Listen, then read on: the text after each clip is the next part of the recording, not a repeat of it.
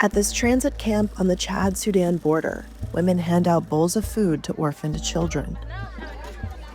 They have arrived from al-Fashir, the site of a recent violent takeover by paramilitary forces in Sudan. Najwa Isa Adam is one of the volunteers, a recent refugee herself.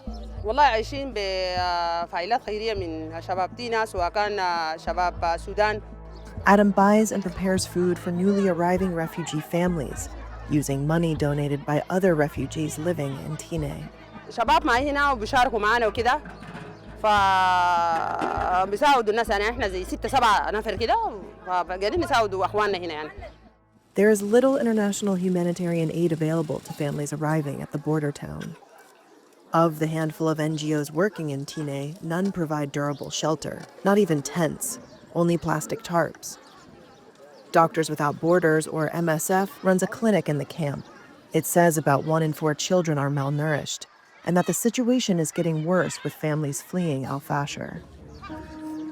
The UN High Commissioner for Refugees says it only has 38% of the estimated funds it needs to respond to the Sudanese refugee crisis in Chad, and that US cuts in foreign aid are a major reason for the gap in funding. UN agencies have chosen to focus the limited aid on camps farther inland, which are safer places for refugees to shelter. MSF estimates that about 180 people are crossing the border into Tine each day. Ibrahim Mohammed Ishaq arrived at the camp with his wife and their 3- and 5-year-old daughters. They had been living in the Abu Shuk camp on the north side of al-Fashir. المشاكل كان في الفاجر كان كثير ويعني شيء محسب لأن يومي في دانات وفي قتيل وفي شرد وجو برضو كان يعني كثير ناس باكلوا انباز وكده وخايتوا الحمد لله يعني حاولنا كده ربنا سلمنا خرجنا بسلامة.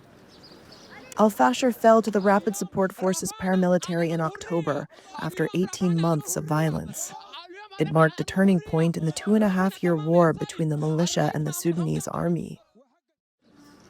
Ishaq and his family fled by donkey the day before the RSF swept in. Fighters chased them, he said, and he saw more than 4 of his relatives shot dead. After crossing the border, the family stopped at the mobile clinic where a nurse gave medicine to the 3-year-old.